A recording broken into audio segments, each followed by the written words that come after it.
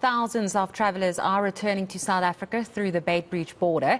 Yesterday, around 17,000 people entered South Africa from Zimbabwe. The Border Management Authority says 210 people have been arrested for attempting to cross the border illegally. 120, it was yesterday around 6. Overnight, we've been able to add. Now, the latest figure in terms of the past 24 hours is 210 that we've been able to intercept on the vulnerable segments. What we then do is, once we arrest them, particularly as they come into the country, when we arrest them, we bring them into the port.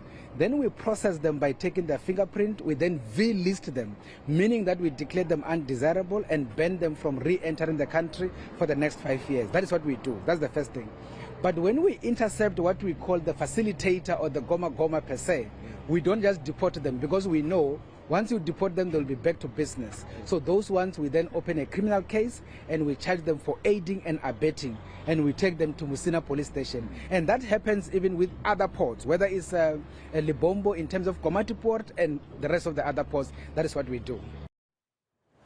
Meanwhile, the Border Management Authority is confident that operations are flowing smoothly at all of South Africa's ports of entry. So far, OR Tambo International Airport has processed more than 500,000 travellers, while 19,000 people have gone through the Libombo border post.